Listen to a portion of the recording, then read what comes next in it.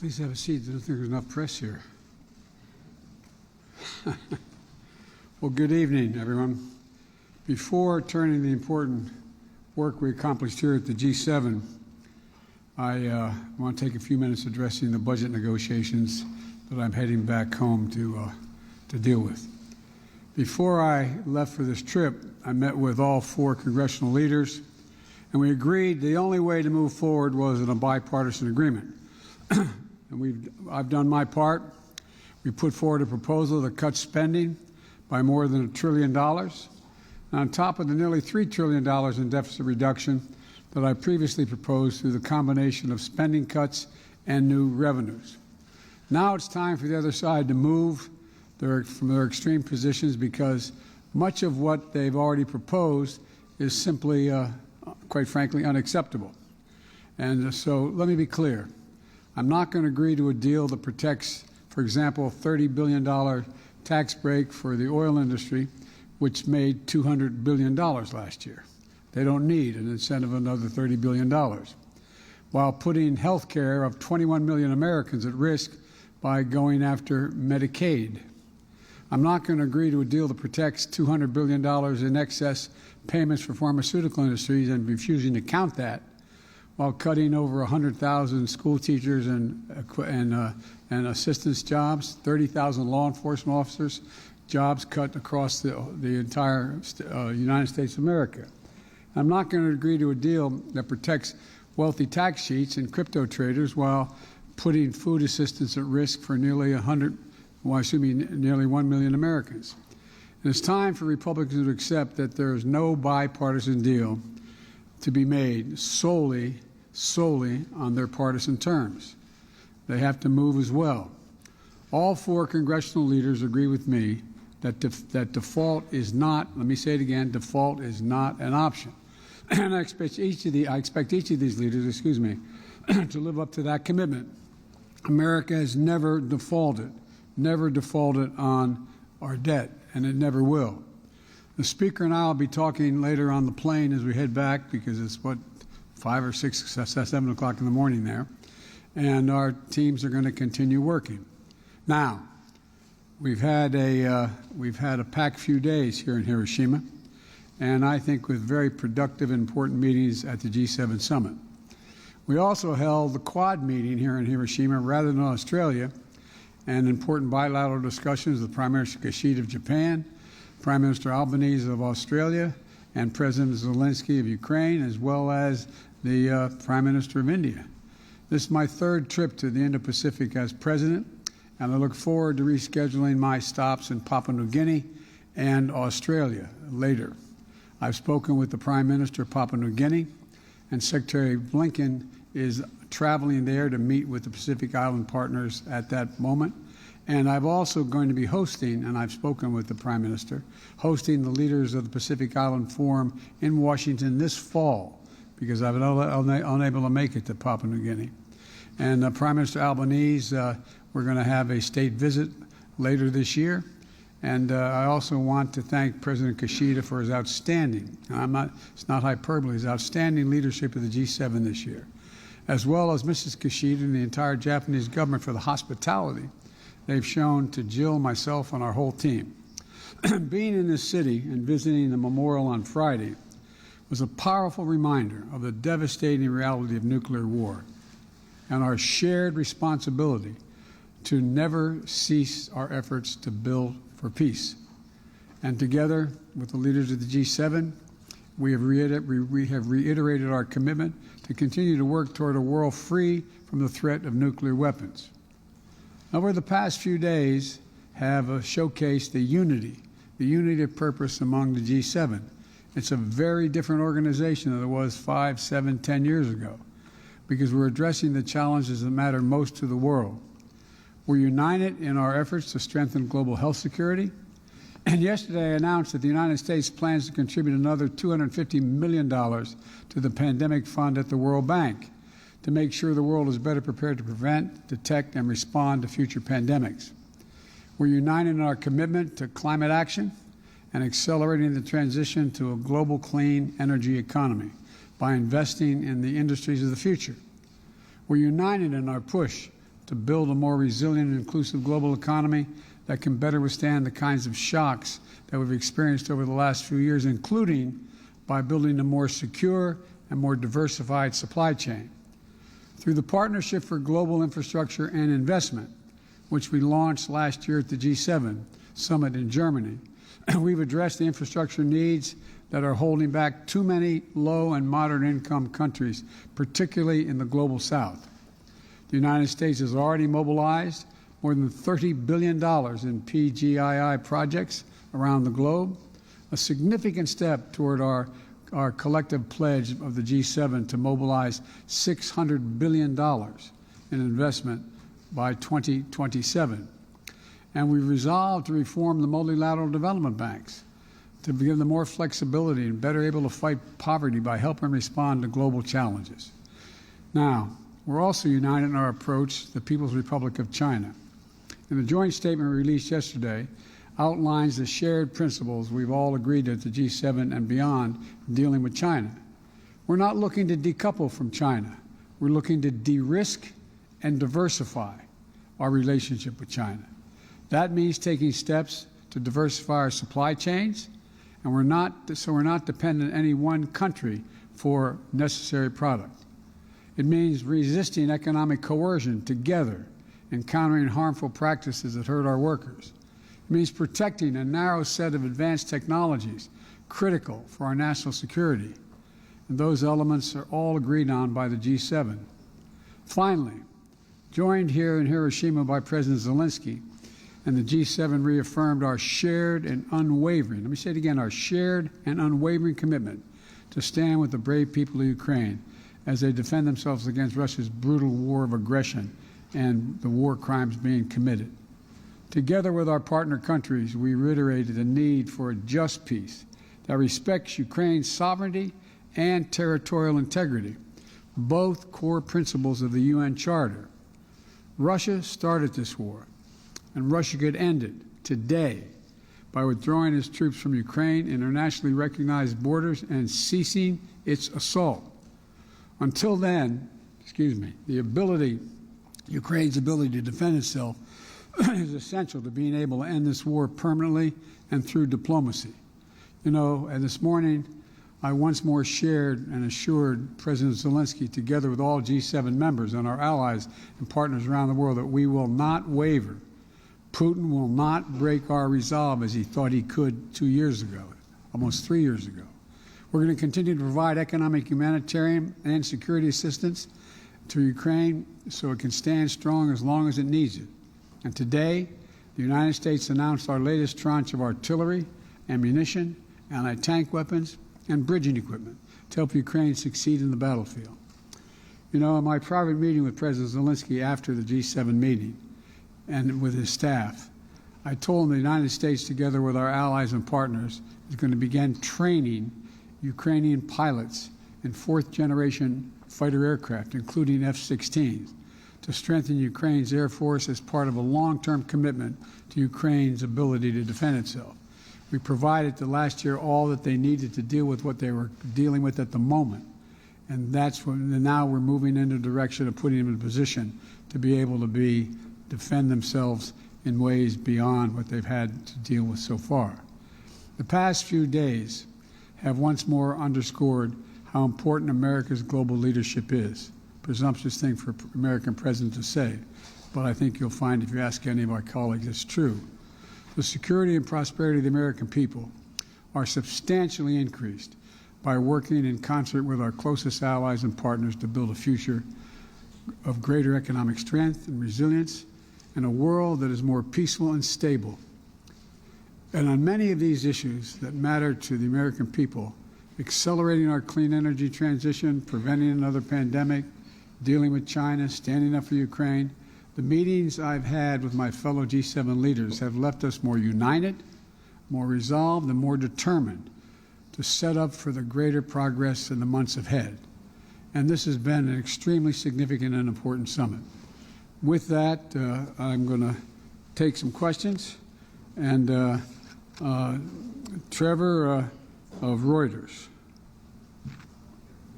Thank you, Mr. President. You spoke a moment ago about what you won't do in terms of your negotiations with Republicans, but I'm interested in what you've signaled you already might do. In particular, by conceding in these negotiations to some form of a cap or freezing spending, are you concerned that Mr. McCarthy has already forced you into accepting a policy position that could tip this economy into a recession? No, I don't believe that's the case at all. As a matter of fact, I think that we can reach an agreement. As I've told you, and you may be aware, you've seen it, we have provided for a proposal that would cut $1 trillion off the baseline spent from the year before by just agreeing to deal with what was initially offered. And secondly, we're in a situation where let me put it this way. If you all were doing your budget at home and you said, okay, we have to make some cuts, would you only look at the spending, or would you also look at your income, what was coming in the door, to determine what you could afford? And so part of what I've been arguing from the beginning is a need to consider the tax structure as well as cutting spending. I'm willing to cut spending, and I propose cuts in spending of over $1 trillion. But I believe we have to also look at the tax revenues. The idea that my Republican colleagues want to continue the $2 trillion tax cut that had profound negative impacts on the economy from the Trump administration, the fact that we've provided for the number, we got a lot of input from serious economists and former administration officials in both parties that we need more people who are qualified to be able to look at the tax returns of the 1,000 billionaires in America. Very complicated stuff. It's estimated that if we had the appropriate number of tax personnel, that we would save somewhere between, we would generate somewhere between $200 billion and $400 billion in tax revenue. And there's a lot of other, for example, the idea that we're, in terms of taxes, that they refuse to, for example, I was able to balance the budget and pass everything from the global warming bill. Anyway, I was able to cut by $1.7 billion in the first 2 years the deficit that we were accumulating. And because I was able to say to it that the 55 corporations in America that made $400 billion, or $400 billion, that they pay zero in tax, zero. And so we said, you got to pay a minimum of 15% taxes. What a horrible thing. You're paying more than 15% in taxes, every one of you out there. And so guess what? We not only balanced the budget, we were able to reduce the deficit by $1.7 billion. And so there's a lot of things that they refuse to look at in terms of tax generation, as well as what kind of people we're going to increase taxes for. And like I said, we're now down to, we went from roughly 740 billionaires to about 1,000 billionaires in America. They're paying an average tax rate of 8%. Raise your hand if you want to pay 8% only. I think you'd all be ready to do that. So my point is that there's a lot of things that they refuse to entertain, and they just said revenue is off the table. Well, revenue's not off the table. And so that's what we continue to have a significant disagreement on the revenue side. But you don't think the spending cuts themselves will cause a recession? I know they won't. I know they won't. Matter of fact, the fact that we were able to cut government spending by $1.7 trillion, that didn't cause a recession, that caused growth. Look, we have the lowest unemployment rate in over 50 years. We've created 7 million new jobs, including 800,000 manufacturing jobs. We have moved in a direction where we're rebuilding and reconstructing America through the Infrastructure Act. Look, here's the other thing.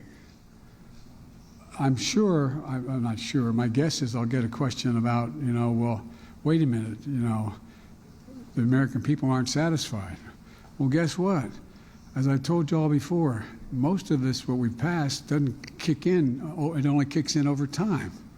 And so the fact is, for example, that if you're in a situation where I'll give you the one example that I've used, everybody understands the easiest, is insulin.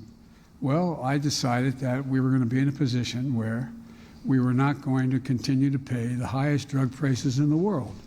And that's what we do, by the way. Same manufacturer of a drug in the United States, selling it here in Japan, selling it in Tokyo, or selling it in Berlin, or selling it around the world, they pay a lot less than we pay at home. So we said a simple proposition. Let's take a look at how much it costs to make the product. And I'm not going to ask you to show of hands like I do in a town meeting, but if I usually ask how many people know somebody who has type 1 or type 2 diabetes, and almost at least half the audience raises their hand. Well, they were paying somewhere between $400 and $700 a month for their insulin that they badly need to stay healthy and alive. Well, guess what? It costs $10, T-E-N, $10 to make. To package, total amount, you could argue maybe as much as $13. Well, guess what? Now they can't charge more for Medicare can't, because Medicare is taking American tax dollars and paying for the elderly's health care needs. You can't charge more than $35 for that drug. That saves $160 billion. Hear it? $160 billion less will be paid out by the American taxpayer to help the elderly people on Medicare with a problem. Well, a lot of this is just kicking in. We're in a situation where next year, for the drug costs, no senior will have to pay total cost of all the drugs, from expensive cancer drugs to whatever drugs they're taking, will not have to pay more than $3,500 a year. The following year, we've already passed this is a law now. The following year, they won't have to pay more than $2,000. That saves another $200 billion that we're paying out. But the other team won't count this. Even though it's a law, we passed it, they won't count that as reducing the debt. So there's a lot of those kinds of disagreements we have. And my guess is that I'm going to be talking to the Speaker of the House on the way back on the plane, because there'll be morning time over at home, and I'm going to be in that plane about an hour or so. And my guess is he's going to want to deal directly with me and making sure we're all on the same page. But that's probably more than you wanted to know. How about Masaru, NHK? Hi, good evening, Mr. President. The Chinese military is more active at this time in the Taiwan Strait, with expectations this might increase leading up to Taiwan's presidential election next January. Despite some diplomatic communication recently between the U.S. and China, the military hotline is not working. Under these circumstances, how will you manage the diplomatic relationship with China? And how will you strengthen the U.S. alliance with Japan and ROK in order to counter China? Thank you. Well, number one, you're right. We should have an open hotline. At the Bali conference, that's what the President Xi and I agreed we were going to do and meet on. And then this silly balloon that was carrying 2 freight cars worth of spine equipment was flying over the United States, and it got shot down, and everything changed in terms of talking to one another. I think you're going to see that begin to thaw very shortly. But in the meantime, what's happened is, I think it's fair to say, for those of you who have dealt with the Japanese government and reported from here for a long time, the situation in terms of our relations with Japan have never, ever, ever in American history been stronger. Never, never. And we started this relationship when I came to see, some of you were with me on my first trip here, when I came to see President Kishida's predecessor. and made the case that what's happening in Europe, the world's getting smaller. What's happening in Europe in the invasion of Ukraine affects everyone, including people here in the Pacific Basin. And so we've ended up where you have Japan stepping up in a way that's of real consequence in terms of your defense budget, number one, and a beginning of a rapprochement with South Korea. I've spoken at length with President Moon of South Korea. He came to Washington of late.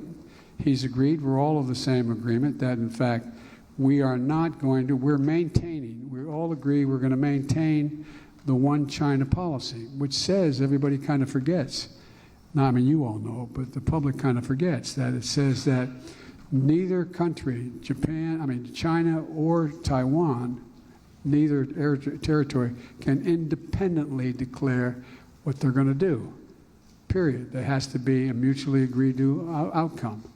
And so we're sticking by that. We're not going to tell China what they can do. We made it clear that we don't expect Taiwan to independently declare independence either.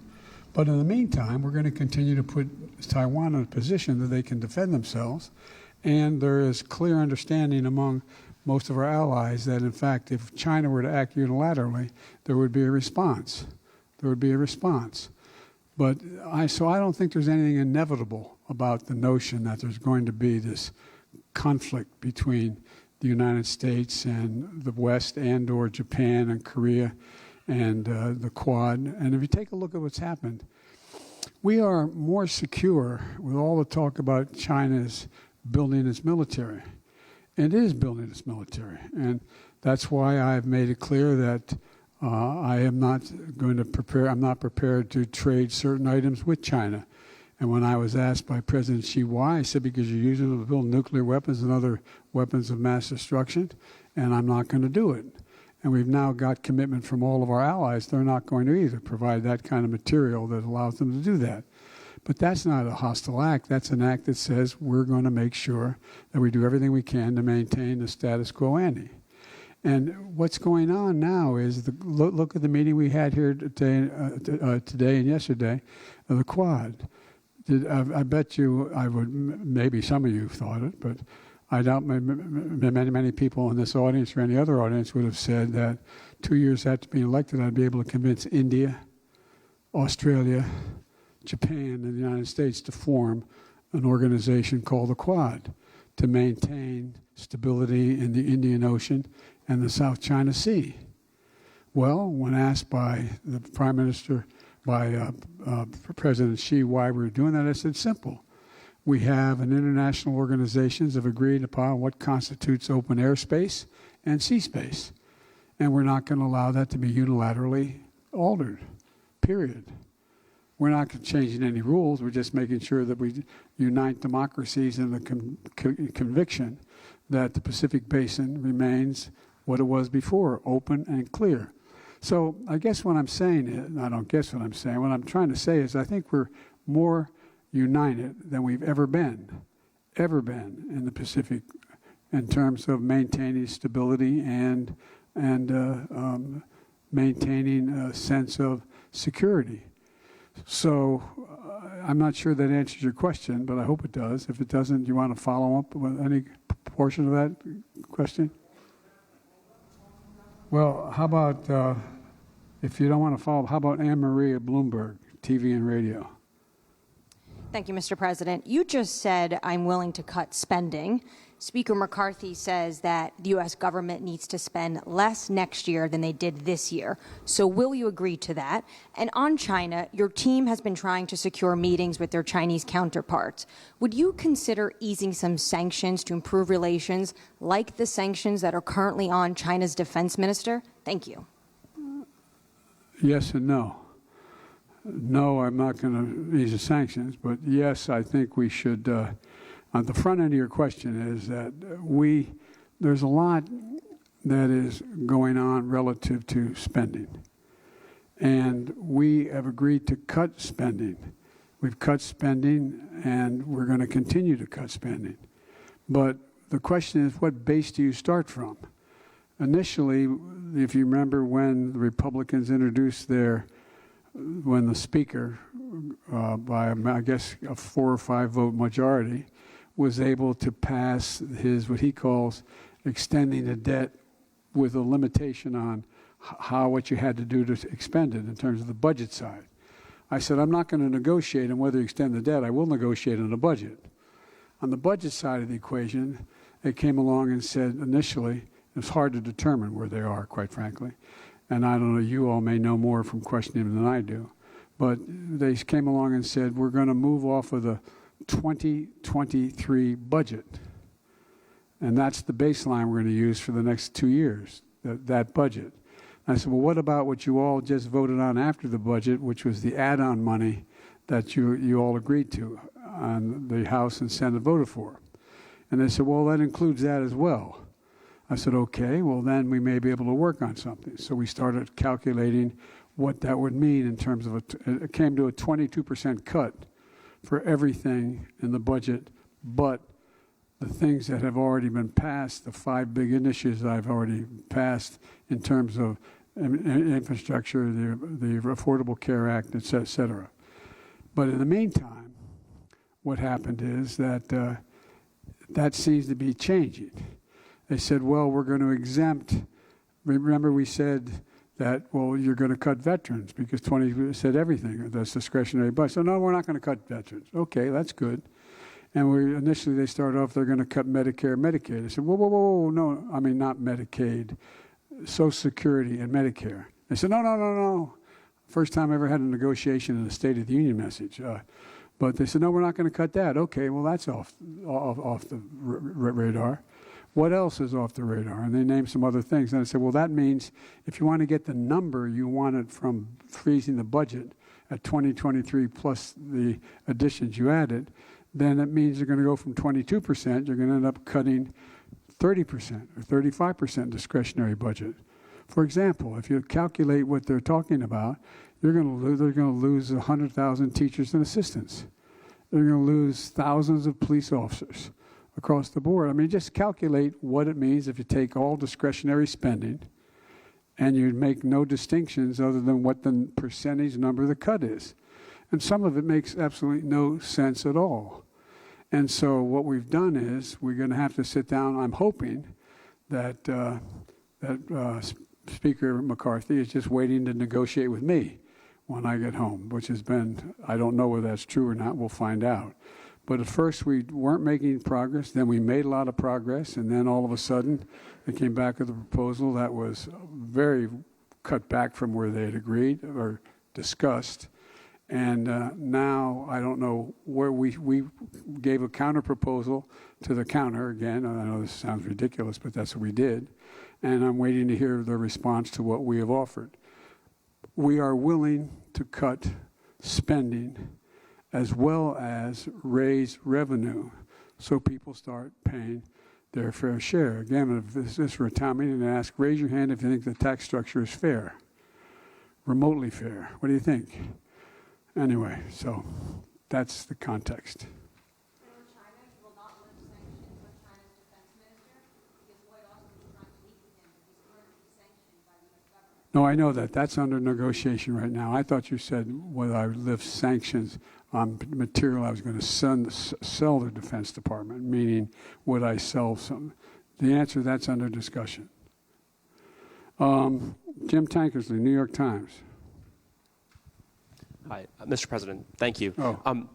You speak a lot at these summits about the power of democracies to solve big problems. But I'm curious, in these meetings with world leaders, how are you explaining the possibility that American democracy could cause a global financial crisis if the debt limit is breached next month? And I'm wondering if you are offering them assurances that whether it's by invoking the 14th Amendment or anything else, you will take whatever steps you need to make sure that doesn't happen.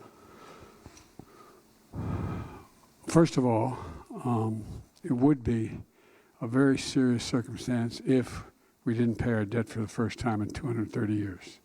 That'd be a serious problem. So far, there's been very little discussion, and they all know what's going on, about whether or not we're going to default on our debt. Number two. Number three, I can't guarantee that they wouldn't force a default by doing something outrageous. I can't guarantee that.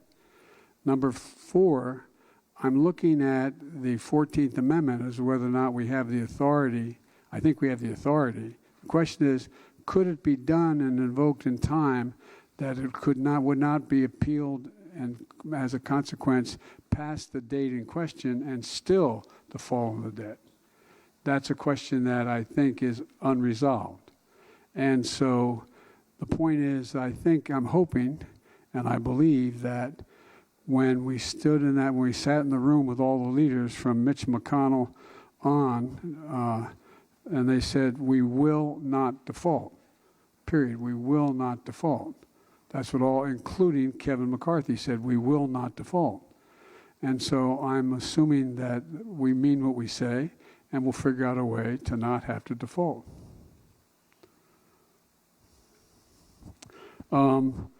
Elizabeth Palmer, CBS News. This is the last question, sir. Good afternoon, Hey. Mr. President. What has President Zelensky told you about the big counteroffensive? And maybe you can start by telling us whether it's actually underway or not. And I'd like to ask you about the F-16s. You've greenlit them now. Jake Sullivan said arms and equipment go to Ukraine according to what he called the exigencies of the conflict. So what exigency now exists that didn't exist that demands these planes? Well, I'll tell you exactly when they're going to move, exactly where they're going to go.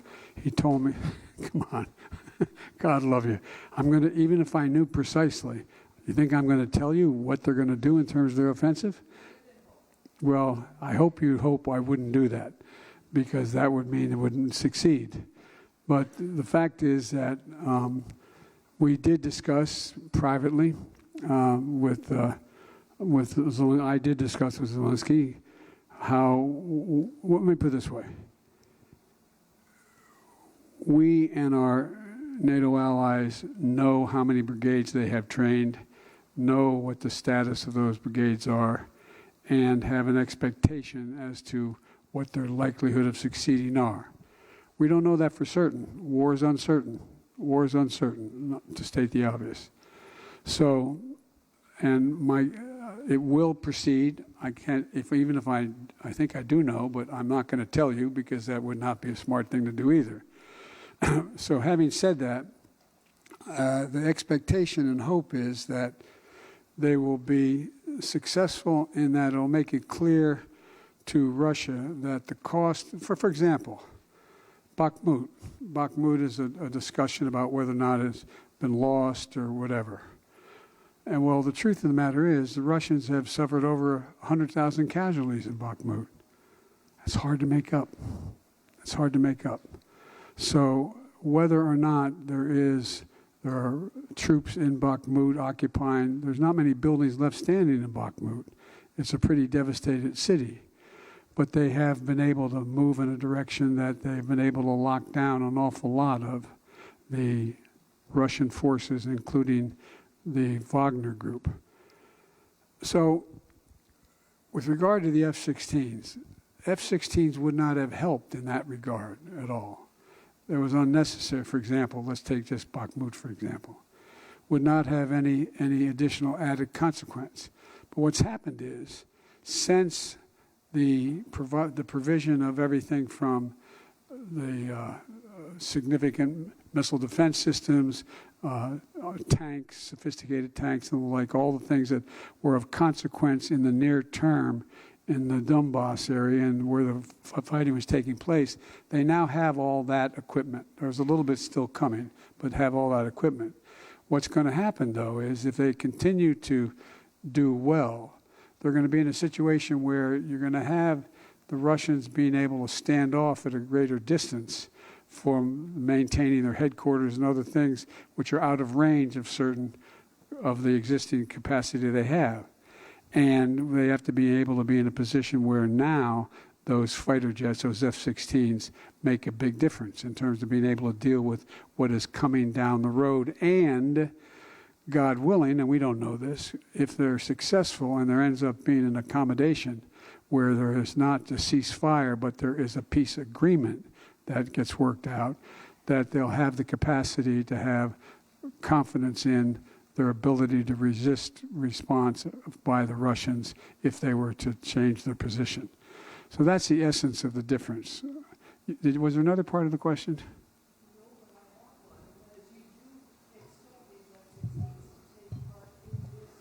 No, not the percent. I don't expect the F-16s to take part in the existing. Let's assume that it's not, but let's assume tomorrow the offensive was started, or in a week or 2 or 5 or 7 or 10. It's not highly unlikely they would take place in that context, but it will take place in the context if they're successful in the near term. They're going to then continue to have to fight with the Russians who have headquarters beyond where they are now not able to reach by the existing capacity that exists in their arsenal. So it's a different need, just like the tanks weren't needed in the beginning, but they're needed now. And so that's the nature of the change. What assurances do you have that providing F-16s won't escalate this war? I have a flat assurance from Zelensky that they will not use it to go on and move into Russian geographic territory. But wherever Russian troops are within Ukraine and the area, they would be able to do that. Thank you all very, very much. Appreciate it.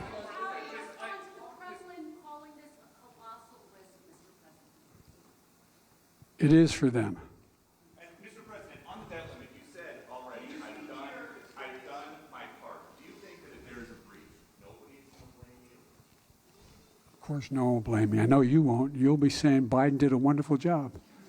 I know you. Would you be blameless in a default situation? On the merits, based on what I've offered, I would be blameless. On the politics of it, no one will be blameless. And by the way, that's one of the things that some are contemplating. I actually had, well, I got to be careful here.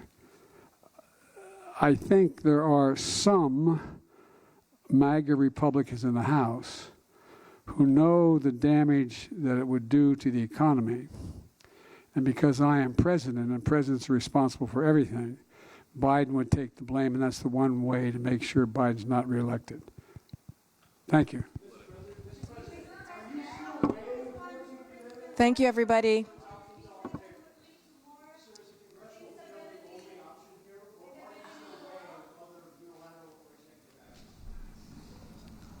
We have not come up with a unilateral action that could succeed in a matter of 2 weeks or 3 weeks.